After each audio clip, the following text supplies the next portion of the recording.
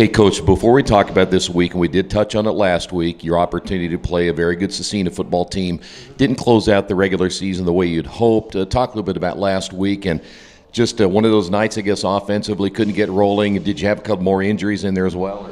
Yeah, I mean, we had 250 yards of offense and didn't score. That's just crazy.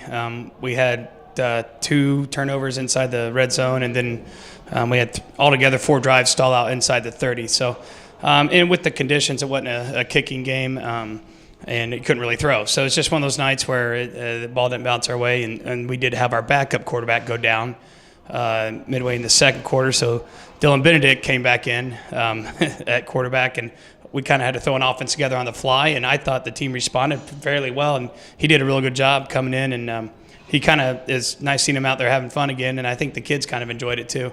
But, we came up short, and Night Sound's a very good squad. I was impressed with how they played, and they had a very good game plan, and now we just got to look forward to this week. What is your injury situation now going into this week, knowing that SCECINA's on the table next? I actually haven't got to meet with the trainer yet, but both of my quarterbacks are limping around. So, but we're gonna expand on some of the things we did with Dylan if we need to, and it'll become somewhat of a wildcat-looking offense, and see what we can do from there. And well, that shot. I was gonna say that's a tough thing to do this late in the season, isn't it? Yeah, it's tough, but in the same sense, it's kind of fun. The kids are excited for something different, I guess, and it's the hand we're dealt, so we got to get out there and give it a shot. How would you have categorized the regular season now that it's behind you and you're ready for the second season? It was a very odd regular season.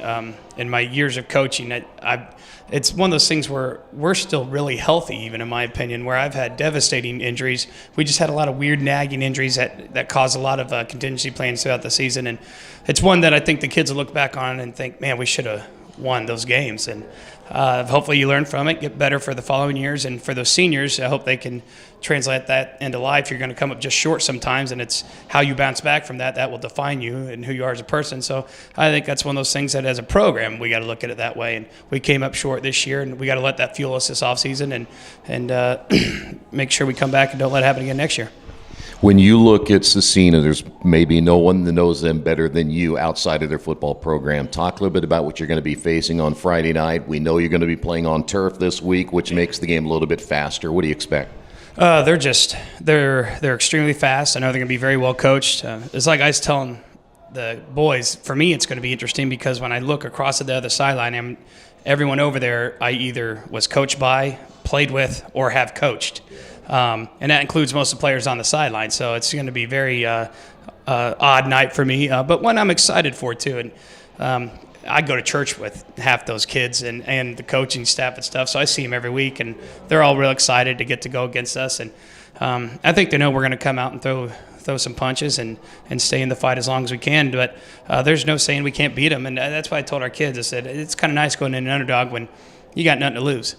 So we're going to go out there and we're going to work the same like we do every week and go up there and show up. And I think it's going to be a fun atmosphere for the kids to go play on the turf at Ron Colley, and that's a really nice facility, and I'm excited for them to get that opportunity.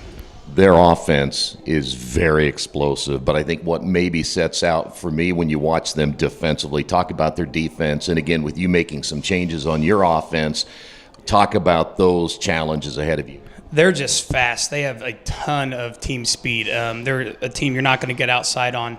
And even up the middle, they're strong. And they have one of the best linebackers in the state, in my opinion. All their linebackers are, but number 30, and I can't think of his name offhand, but any coach that's gone against him knows who number 30 is because they say his number a lot. But yeah, they just have a ton of team speed, and they're very well coached. I worked a lot with their defense coordinator, Coach Purcell, over there, and I know how he teaches them and what they do, and I just know they're going to know all of our tendencies and everything we do, and they're going to be prepared for us. So it's going to be interesting to see how our kids respond to that adversity right off the bat.